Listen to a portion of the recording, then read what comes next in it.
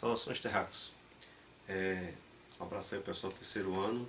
Desejo que esteja correndo tudo bem com vocês na medida do possível.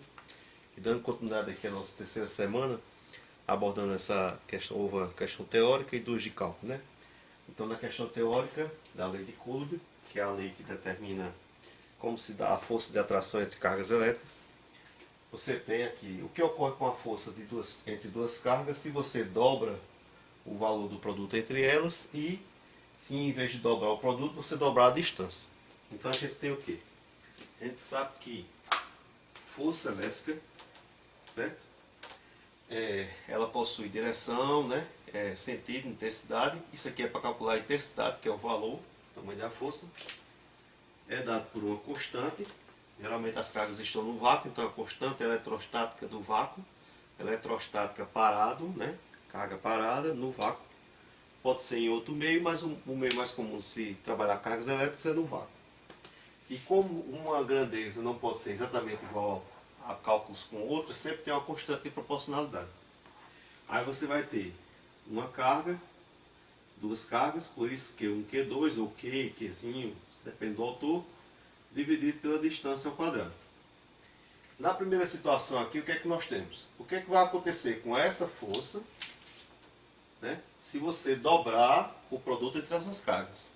Então, independente de que valor seja cada carga dessas, se eu dobro, quer dizer que eu multiplico por 2. Então, o que é que eu ia ter?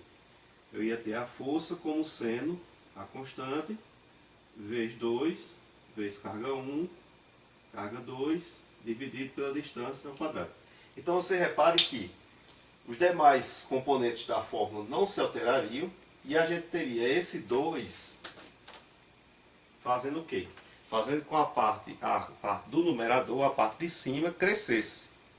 Né? Então, consequentemente, isso aqui nos daria uma força que seria o dobro. Você pode permutar aqui, que a multiplicação é permuta. Certo? Carga 1, carga 2, dividido pela distância ao quadrado. Como isso aqui é a fórmula inicial, o conceito inicial que nós temos, o que é que ocorre quando você dobra o produto das cargas? Você vai dobrar a força. Por quê? Porque a força ela é diretamente proporcional às cargas, ou seja, cresce as cargas, cresce a força, diminui as cargas, diminui a força. E inversamente proporcional à distância. Por que inverso? Porque a distância está embaixo dividindo. Ou seja, se você divide, à medida que você cresce a distância, vai enfraquecer a força, porque vai dividir por esse valor aumentado. À medida que você diminui a distância, vai aumentar a força. Então ela é diretamente proporcional. Dobrou o produto de cargas, dobra a força. Triplicou, triplica e aí por diante. Mas na distância já não. Porque o que é que acontece? A distância é inverso, né? Então vai ser exatamente o quê? Se ao invés de você dobrar esse produto aqui, você dobrar a distância, o que é que você ia ter? Você ia passar a ter isso aqui, ó, a força como sendo a parte de cima permanece, e embaixo você ia ter 2D ao quadrado, ok? Porque a distância está dizendo aqui que você ia dobrar, né? Então, em vez de ela ser D, ela ia ser 2D. Aí, o que é que você tem aqui? Simplificando. Repare que em cima não altera, e embaixo você ia ter 2 elevado a 2, 4, D ao quadrado. Se você prestar atenção, essa parte aqui, ó, essa parte aqui permanece a parte do início. Ou seja, o que é que aconteceu com a força na hora que você dobrou a distância? Ela acabou sendo dividida por 4. Então, quando você dobra o produto das cargas, ela dobra. Triplica, triplica. Por quê? Porque é diretamente proporcional. Mas como a distância tem essa potência aqui, na hora que você dobra a distância, ao invés da força se dividir por 2, ela na verdade vai se dividir por 4. Então, o crescimento da distância em relação à força, ela ocorre de forma exponencial. Enquanto você aumentar a distância 2 vezes, a força vai cair 4 vezes. Certo? Por isso que a questão da força, a distância entre as cargas influencia muito. Eu falei isso vocês numa conversa anterior aí, que isso existe na questão da gravitação universal também. Então você tem geralmente estrelas, né, ficam em posições mais distantes de planetas dos maiores planetas do sistema, porque há uma força pela questão a massa tal, e a força gravitacional. Quanto maior o planeta, mais ele tende a ter uma força gravitacional grande. Se ele estivesse muito próximo da sua estrela, poderia dar a atração ou repulsão ser muito forte, desequilibrar o sistema. Então tende a fazer isso. Quanto mais você aumenta a distância, mais você vai diminuir a força. Tá vendo? Você dobra a distância aqui, mas a força cai 4 vezes. Que ela se divide por 4. Você sabe, eu não coloco a questão em si, porque a gente tira os dados, vai para a prática dar conta, né? Então você tem uma pequena esfera, recebe uma carga de 40, uma esfera com carga de 40 microcoulomb, e outra esfera de diâmetro igual, localizada a 20 centímetros de distância, recebe uma carga de menos 10 microcoulomb. Qual a força de atração entre elas? Então você tem carga 1, 40 microcoulomb. Cuidado com essa medida aqui, certo? Você não vai usar só o 40 na conta, isso é um erro comum. E a outra é 10, lá está menos 10, mas isso não importa, certo? Não precisa se preocupar com os sinais, porque isso aí só ia, se fosse o caso, mais na frente a gente vai trabalhar com direção, com sentido, e ia mostrar que era uma força de atração, que elas são cargas de sinais diferentes e iam se atrair. Bem, qual é a força, né? Então está dito aqui, ó. Na verdade o problema se esqueceu de dizer, mas elas devem estar no vácuo, já que não foi dito, e pede a força, essas cargas devem estar no vácuo, ok? Então você tem força constante do vácuo, que é 9 vezes 10 a 9, certo? Carga 1, 40 vezes 10 a menos 6, que é essa medida aqui, o micro. Carga 2, 10 vezes 10 a menos 6, dividido pela distância. Ah, desculpa, esqueci da distância. A distância na questão diz que é 20 centímetros. A distância entre elas é 20 centímetros. Perdoe. Essa distância é que é o perigo, por quê? Veja bem, se você esqueceu o que é força, né, a gente está trabalhando com força elétrica, mas o sentido de força dado lá para o Newton é maior. Força é massa, certo? E aceleração, ok? Pela conveniência, você já deve ter ouvido falar da história do SI, Sistema Internacional, então pela conveniência das normas internacionais, massa tem que ser em quilo e aceleração metro por segundo ao quadrado. Então, a força é medida em Newton, né? Newton, em homenagem a Isaac Newton. Mas o que é um Newton, certo? Um Newton equivale a 1 quilo metro por segundo ao quadrado. Ou seja, o que é você fazer uma força de 1 Newton? É você ter a capacidade de mover um corpo que tem 1 kg de massa pelo espaço de 1 metro durante 1 segundo. Opa, você vai conseguir, exercitando aquela força de 1 Newton, pegar algo que tem 1 kg, vai conseguir mover ele pelo espaço de 1 metro no tempo menor do que o tempo da piscada, que é 1 segundo. Ok? É isso que quer dizer 1 Newton. Se você tem 15 newtons, é porque você vai conseguir mover 15 quilos no espaço de 1 metro por no espaço de 1 segundo. Se vocês prestarem atenção em motores, eles fazem, o motor tem uma força de tantos kilonewtons, cada newton, uma coisa assim.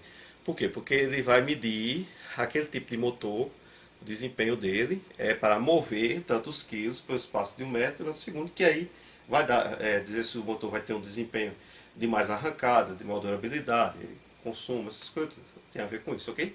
Mas o sentido é esse. Aí por isso que você tem que ter cuidado que a distância ela tem que estar em metros. Então quando ela não vier em metros, você não pode botar o 20 direto aqui. Você tem que transformar esse 20 centímetros para metros. Aí tem a questão. Há uma forma direta que vem de uma lógica. Qual é a lógica? Você tem 1 metro como sendo 100 centímetros. Certo? Aqui 100 centímetros. E eu quero saber quanto é 20 centímetros. Ok? Fazendo mesmo pelos extremos, você vai ter 100x igual a 20. Isso quer dizer que o x é igual a 20 dividido por 100. Como a gente trabalha muito com potências, está vendo aqui? Na questão da eletricidade, eu posso dizer que esse 100 é 10 elevado a 2. 10 vezes 10, 100. Ok? E essa potência, quando ela está na parte de baixo, eu posso passar ela para a parte de cima com expoente negativo, que é o que acontece nessas aqui. Ó. você bota esse número menos 6, na verdade é que está dividindo por um 1 com 6 zeros. Então, ou seja, quando você quiser transformar esses centímetros para metros, é só acrescentar o quê? O 10 a menos 2, certo? Que sempre vai ser dividido por 100, esse 10 a 2, que é 10 vezes 10, vem do 100. Então você acrescenta, aqui na parte de baixo a gente vai ter 20 vezes 10 a menos 2, que é a distância em metros, elevado a 2. Ok? Então você tem muito cuidado. Uma pessoa, vocês tirou dúvida que as questões estavam parecidas, mas tem esse perigo. Às vezes você bota outra questão com a mesma carga de 40, a mesma carga de 10, mas a distância pode estar em metro. Então já dá um resultado diferente. Tem que estar atento com essas unidades, ok? Então você vai ter aqui agora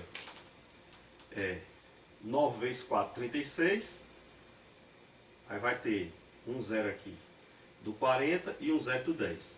As potências vão ser 9 dessa, tira 6, fica 3, tira aqui, fica 3 negativo. Na parte de baixo a gente tem 2 vezes 2, né? Que é de 20 vezes 20, dá 400, vezes 10 a menos 4, né? Que é aqui, ó, 2 vezes 2, certo? Multiplica, é a regra.